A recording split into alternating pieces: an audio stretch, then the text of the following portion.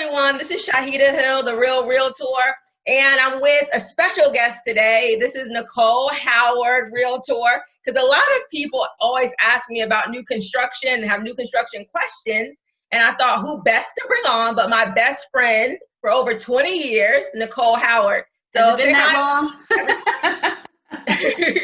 All right, so she's going to tell us about new construction. I asked, I'm going to do the top 10 questions.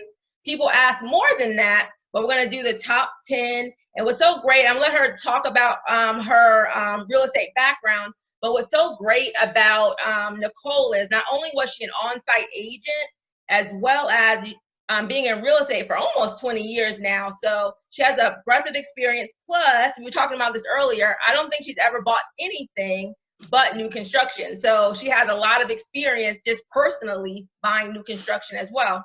So this is Shaheedah Hill, getting you over the hill to home ownership. Please like and subscribe to my channel for new videos every week. I'm going to let Nicole introduce herself. Go ahead, Nicole. I'm Nicole Howard with Remax Pure, and again, as Shaheedah said, we are best friends, and I have been licensed for over 18 years, and real estate is my passion, her passion, so I'm very excited to be on her show today. Yes, and that's all. Y'all only probably going to see her, just FYI. The only agent on this show is going to be her. So get to know her. All right, so we're going to get right into it. And Nicole, we're saying when we were roommates, she got her real estate license, and I was like, I'm going to get mine too. So that's why I'm in real estate right now. All right, so our first question is, what can you finance new construction? Like, what are the finance options for new construction?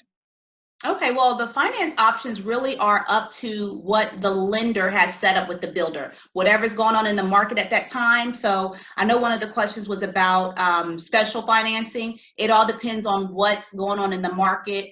Right now, I don't know if you know of any special financing for new construction right now. I know there are incentives from the builder, which is, you know, really nice to get you over the hump, but it's all going to be up to the lender and whatever package the builder has, you know, negotiated with the lender. But typically they'll take VA, FHA, oh, absolutely, USDA, VA. Yes. They'll take all the basic loan types. Absolutely, yes. Okay. Whatever you qualify for is, you know, I have never seen a builder turn down an offer or a contract if the person is qualified, no matter what type of loan that they're bringing to the table.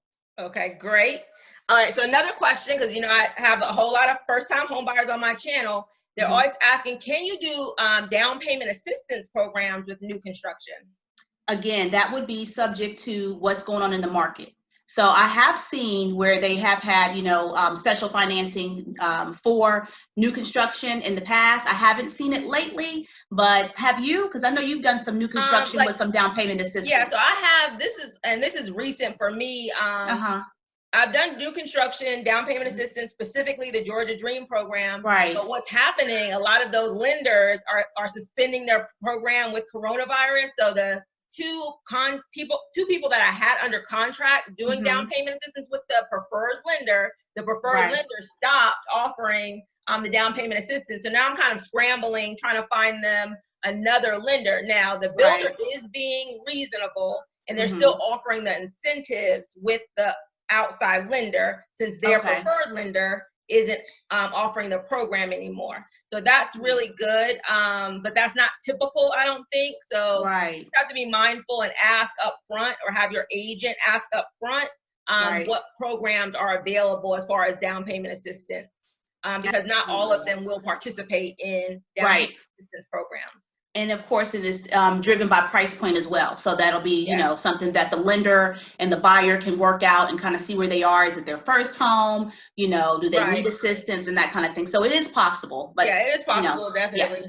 All right, so this is a question. It's a good question. Now, so you know, when you go to the new home construction or you see it on the website, they have their prices. Now we know that resale is negotiable. Is new construction negotiable?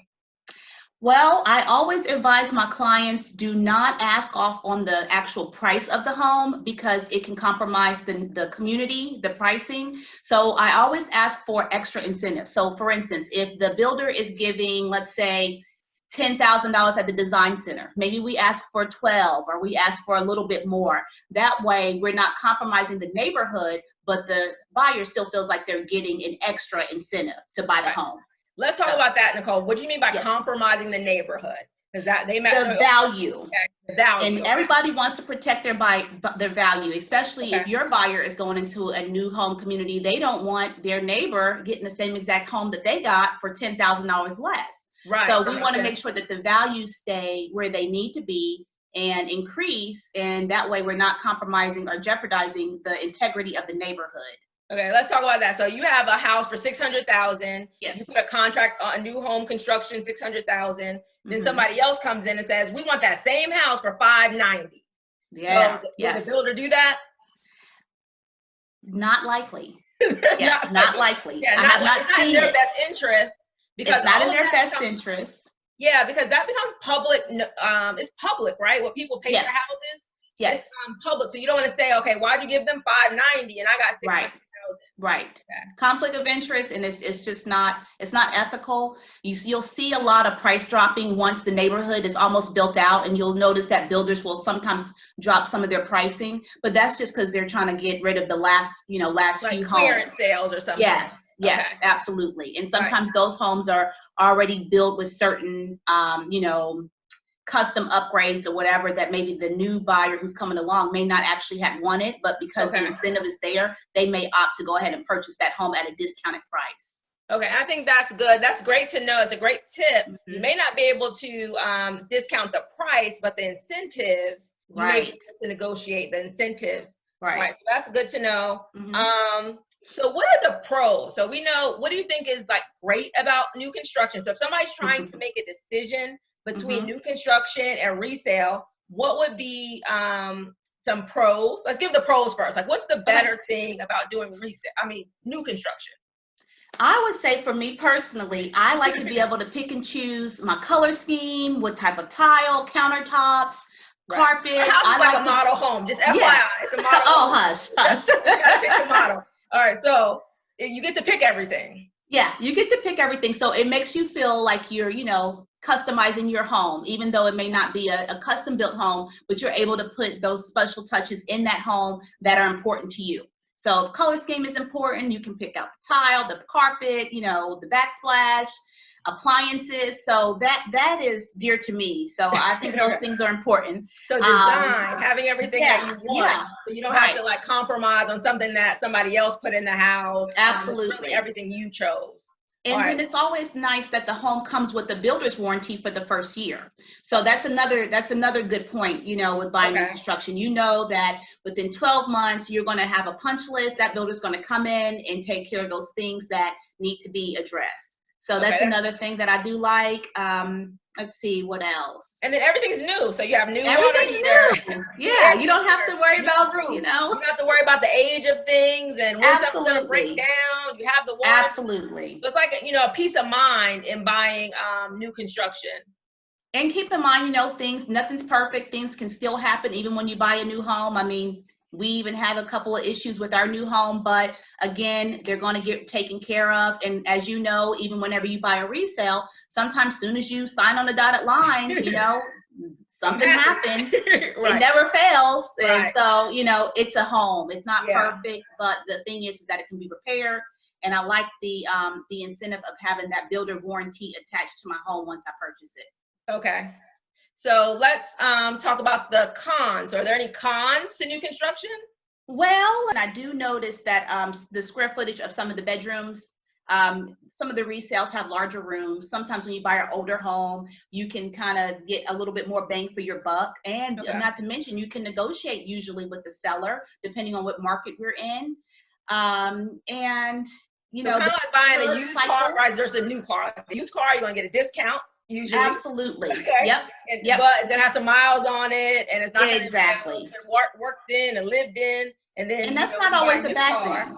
Yeah, and that's not always a bad thing, because at least you can see the life cycle of a neighborhood if you're buying a resale too. So you can kind of see, okay, well, this neighborhood's been around for X amount of years. This is the condition that the neighbors are keeping their home in. So you can kind of get an idea. Whereas in new construction, you really don't know who's moving next to you. So, it's kind of like the luck of a draw.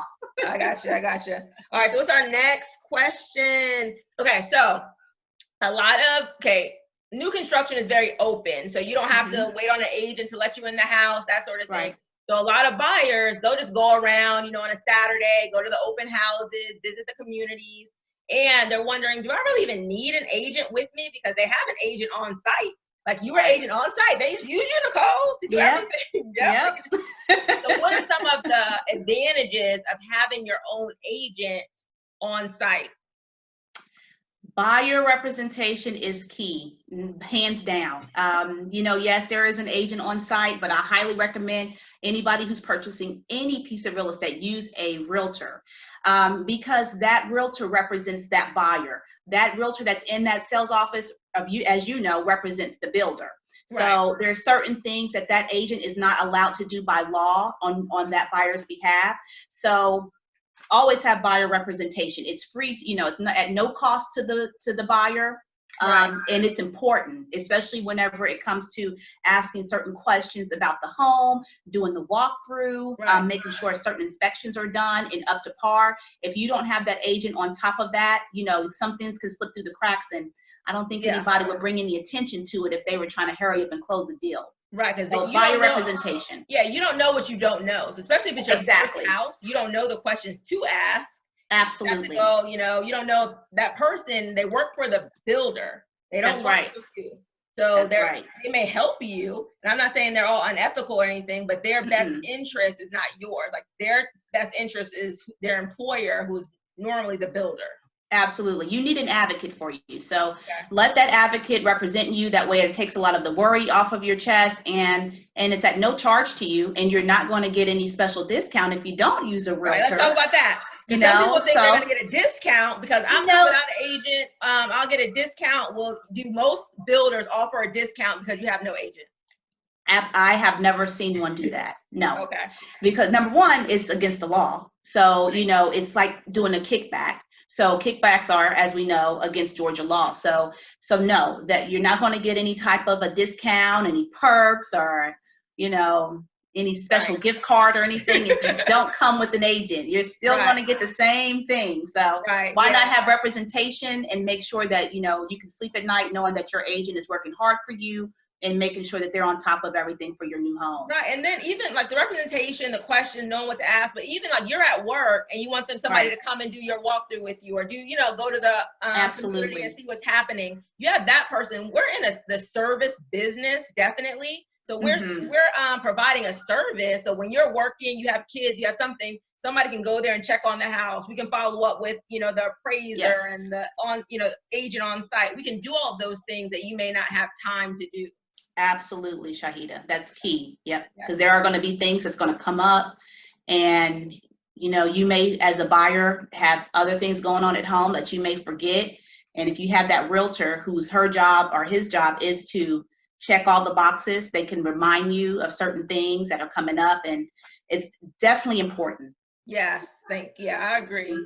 So that's all good advice. Number 6, somebody asked, are there additional fees with new construction? So are they going to have additional fees that you wouldn't have with resale? Additional fees. Only additional fee that I can think of is if you're moving into an HOA community, there will be an initiation fee, most likely, for the HOA. But it's usually minimal, and it's usually done at closing, and it's factored into your closing costs. And sometimes if the seller is giving an incentive for closing costs, it may kind of wash out. So that's the only additional fee that I can think of. I mean, it's typically the same as buying a resale. It's just your preference. Okay. Yes. That's good.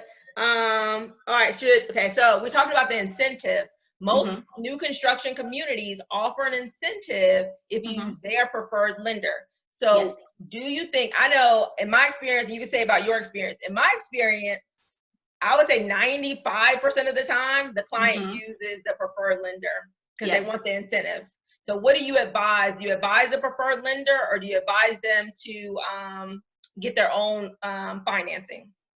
Well, I always say shop around, you know, just to make sure that what you're getting from that preferred lender is worth you going with the preferred lender and getting the incentive. Sometimes you may find that if there's a lender who may have, you know, a better, more comparative rate or aggressive rate, you may not opt to take the incentive from the builder. It's up to you. But I do think that the incentive from the builder is definitely the route that most people go, because they like to have the, that extra, whatever that is for closing costs. And it's not a bad thing. And most lenders are very competitive to other lenders. So it's not a bad thing. It just depends on, you have to weigh the options of the incentive versus, what the payment is and all that good stuff, and make sure it's something that's going to be so if the good in the long incentive run. $3,000, but the interest rate might be 0.5% more, maybe that's not worth it. But Absolutely. if it's like $10,000 and absolutely the same or maybe a little bit higher, it might be worth it. Yes, so you definitely got to weigh your options depending on the rate and the incentive, and just make sure that don't just get in love with the fact that you're getting an incentive. Make sure you shop around and make sure that incentive makes sense. Okay, good. Very good advice. Okay, so this is a good one. How do you get your earnest money back? Okay, so we've all had this experience. So say you a contract on a house, new construction, you put earnest money with that contract, and you're like, I don't want that house anymore. How easy is it, or how hard is it to get your earnest money back? Well, it can be hard, as we both know. It depends on if you're past that due diligence period.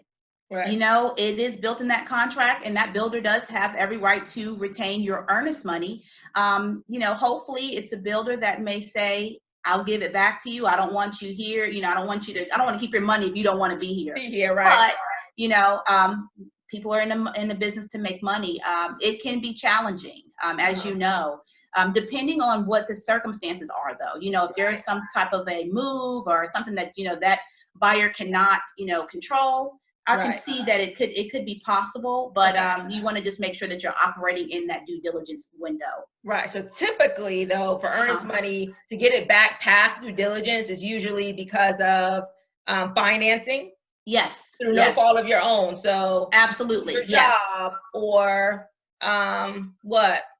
mostly people lose their job, or some kind of their income changes somehow. Right. They can get their appraisal issues. Go ahead.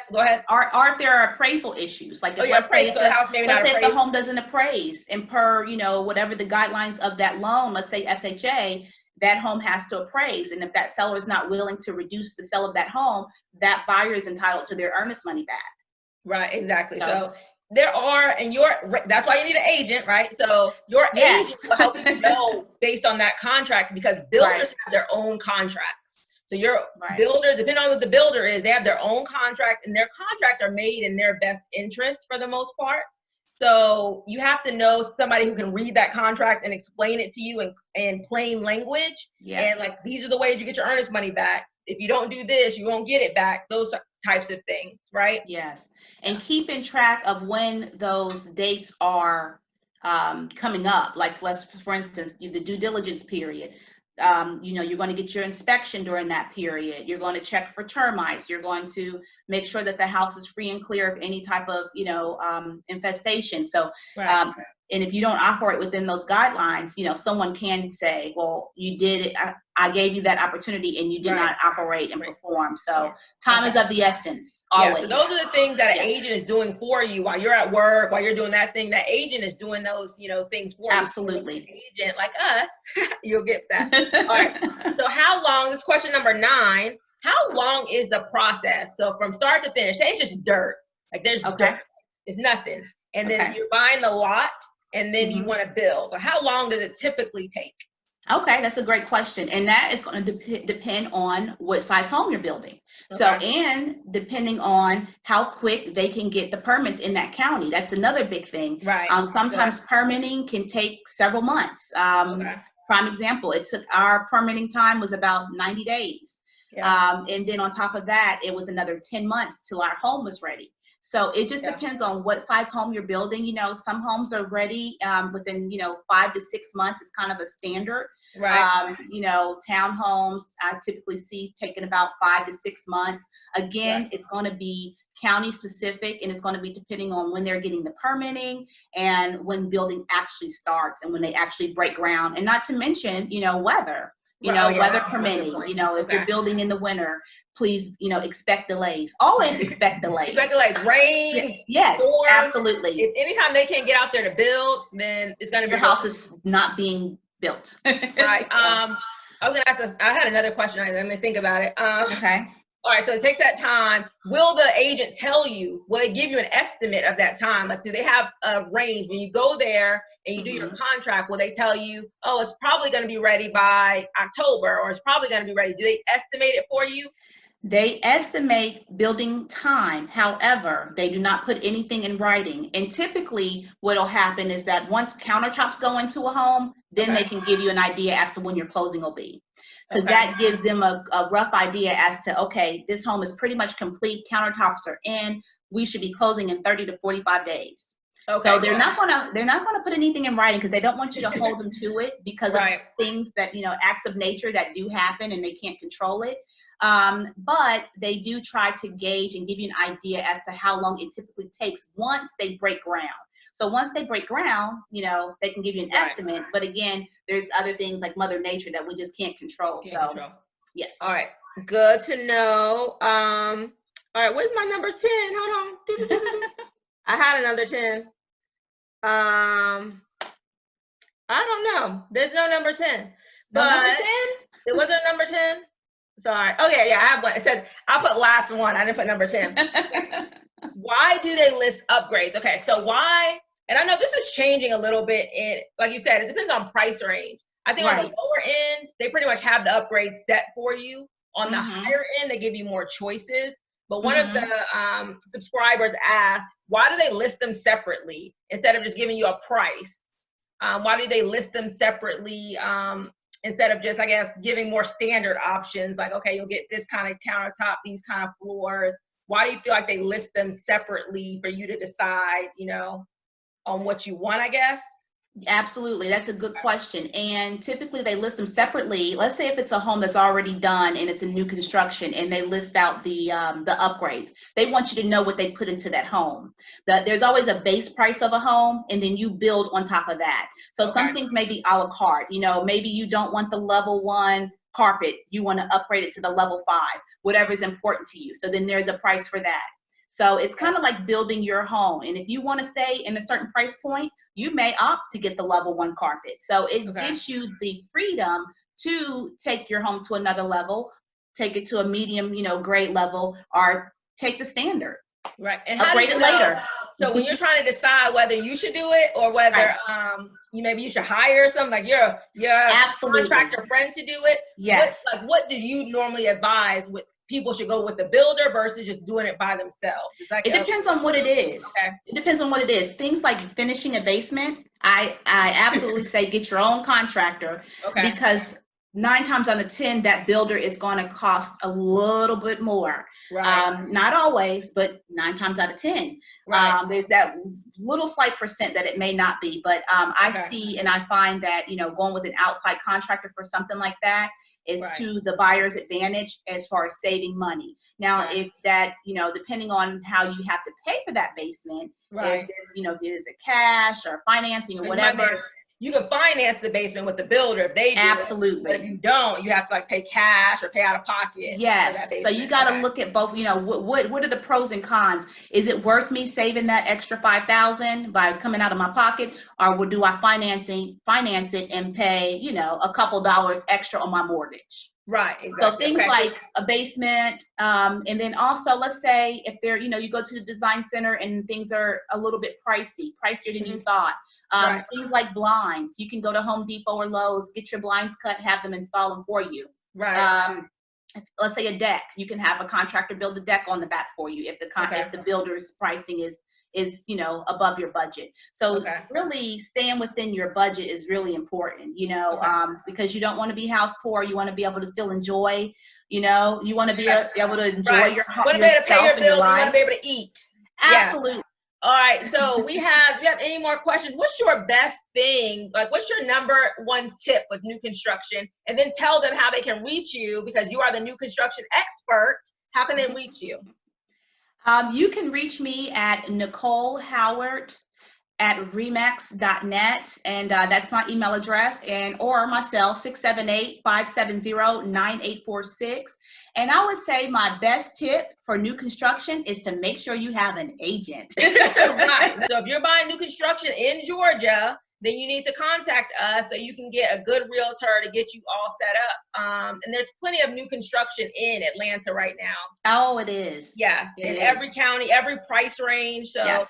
Just be mindful of that. Thank you so much for joining me. Thank you for having me. Yes, and let me just say this. Her godchildren, they were in the background messing with my light. So they got thrown out of the room, just FYI. So we'll talk about that later. All right, so thank you so much for joining. We'll see Nicole again pretty soon. Thank you so much. Like and subscribe. Bye-bye. All right, thank you. Good night. Bye.